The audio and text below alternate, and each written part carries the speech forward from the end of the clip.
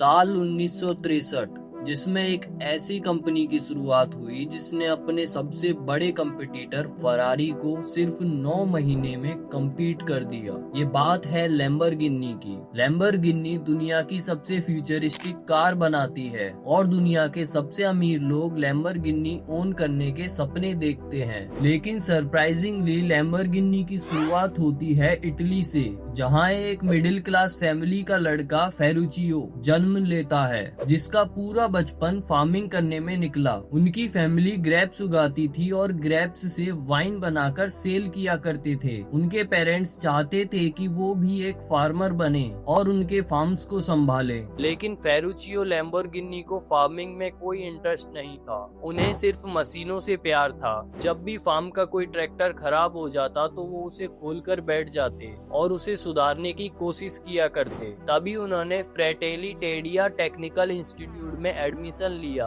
ताकि मशीन्स के बारे में और नॉलेज गेन करी जा सके। फिर ग्रेजुएशन खत्म हो जाने के बाद उन्होंने मास्टर ब्लैक स्मिथ यानी लोहार के साथ काम किया, जहां उन्होंने वेल्डिंग और मेटल वर्क सीखा। फिर सभी बेसिक नॉलेज गेन करने के बाद उन्होंने कवेलियर रीगी कंपनी में काम किया, जो कि इटालियन आर्मी के व्हीकल्स मेंटेन किया करती थी। और उस कंपनी में उनके ज्वाइन होने के कुछ समय बाद वर्ल्ड वॉर सेकंड शुरू हो गई और वे वर्ल्ड वॉर सेकंड के दौरान इटालियन एयर फोर्स में मैकेनिक बने और वो मिलिट्री व्हीकल्स रिपेयर किया करते थे। यहाँ पे उनकी इंजीनियरिंग स्किल्स और इम्प्रूव हुई। लेकिन तभी वर्ल्ड वॉर 2 के दौरान इटली ने सरेंडर कर दिया और इटली की फोर्स के साथ साथ फेरुचियो को भी बंदी बना लिया गया और उन्होंने फेरुचियो से अपने मिलिट्री व्हीकल्स रिपेयर करवाए। उन्हें फेरुचियो की मैकेनिकल स्किल्स पसंद आई और यहीं से लैम्बोर्गिनी सुपर कार की स्टोरी शुरू होती है।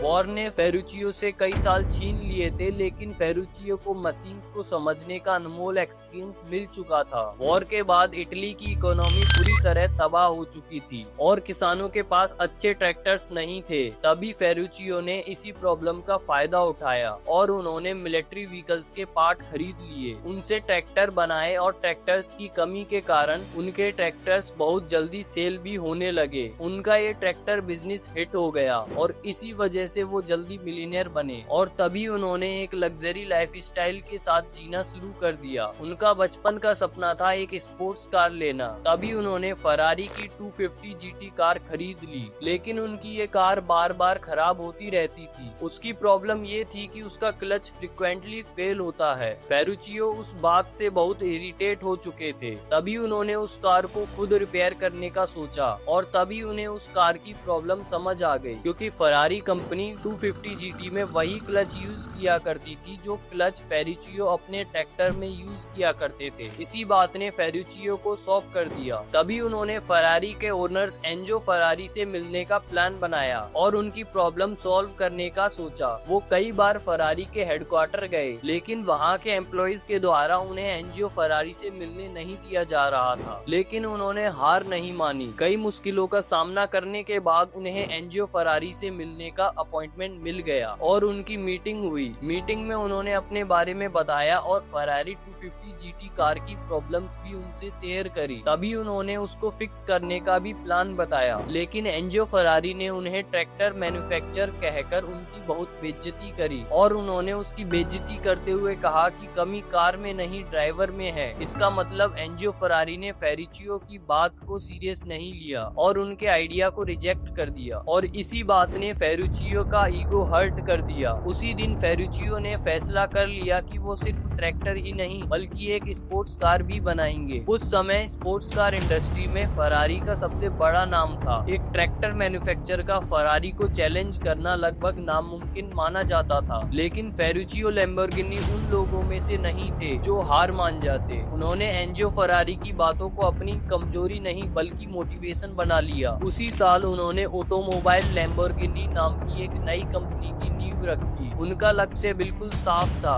एक ऐसी स्पोर्ट्स कार बनाना जो परफॉर्मेंस के साथ साथ कंफर्ट भी दे और फरारी को सीधा टक्कर दे सके। अपने सपनों को पूरा करने के लिए फेरुचियो ने फरारी के कुछ पुराने इंजीनियर्स को हायर किया और एक मॉडर्न फैक्ट्री बनवाई। इसी प्रोजेक्ट पर दिन रात काम शुरू हो गया और सिर्फ 9 महीने के अंदर लैम्बोर्गिनी ने अपनी पहली स्पोर्ट्स कार दुनिया के सामने पेश कर दी, जिसका नाम था लैम्बोर्गिनी 350 GT। ये कार उस समय की सबसे एडवांस्ड स्पोर्ट्स कार में से एक मानी गई। इसमें पावरफुल V12 इंजन था और इसका डिजाइन भी लोगों को काफी पसंद आया। टॉरिन मोटर शो में जब इस कार को पहली बार दिखाया गया तो लोग हैरान रह गए। फेरुचियो ने साबित कर दिया था कि वो सिर्फ ट्रैक्टर मैन्युफैक्चरर नहीं बल्कि एक ब्रिलियंट इंजीनियर भी थे। लेकिन लैम्बोर्गिनी की असली पहचान अभी बनना बाकी थी। कुछ सालों बाद लैम्बोर्गिनी के इंजीनियर्स ने एक ऐसी कार पर काम करना शुरू किया जो ऑटोमोटिव हिस्ट्री को हमेशा के लिए बदल देगी। इस कार का नाम था म्यूरा। म्यूरा दुनिया की पहली सुपरकार मानी जाती है। इसका डिजाइन इतना फ्यूचरिस्टिक था कि लोगों ने पहले कभी ऐसी कार नहीं देखी। इस कार ने लैम्बोर्गिनी को एक नई पहचान दी और फरारी को पहली बार एक सच्चा कंपटीटर मिल गया। म्यूरा के बाद लैम्बोर्गिनी ने काउंटेक, एस्पाडा और कई आइकॉनिक मॉडल्स लॉन्च किए। खासकर काउंटेक ने पूरी दुनिया में लैम्बोर्गिनी को सुपर ब्रांड के रूप में स्टेब्लिश किया। आज लैम्बोर्गिनी सिर्फ एक कार कंपनी नहीं बल्कि सक्सेस, इनोवेशन और एम्बिशन का सिंबल बन चुकी है। और ये सब शुरू हुआ था एक फार्मर के बेटे से, जिसे कभी कहा गया था कि वो स्पोर्ट्स कार को समझ ही नहीं सकता। आज लैम्बोर्गिनी की कीमत बिलियंस ऑफ डॉलर्स में है। हर साल दुनिया भर के लाखों लोग इस ब्रांड की कार्स को देखकर इंस्पायर होते हैं। लेकिन लैम्बोर्गिनी की सबसे बड़ी कहानी उसकी कार नहीं है। असली कहानी एक ऐसे इंसान की है जिसे लोग सिर्फ एक फार्मर और ट्रैक्टर मैन्युफैक्चरर समझते थे। जब दुनिया ने उसकी बात पर भरोसा नहीं किया तब उसने खुद पर भरोसा किया। जब उसकी सलाह को रिजेक्ट कर दिया गया तब उसने शिकायत करने की बजाय अपना सॉल्यूशन बना दिया। और जब उसे कहा गया कि वो स्पोर्ट्स कार को नहीं समझ सकता तब उसने दुनिया की सबसे आइकॉनिक सुपर कार कंपनीज में से एक खड़ी कर दी। और शायद इसीलिए लैम्बोर्गिनी सिर्फ एक कंपनी नहीं बल्कि इसी बात का सबूत है कि अगर आपके पास विजन,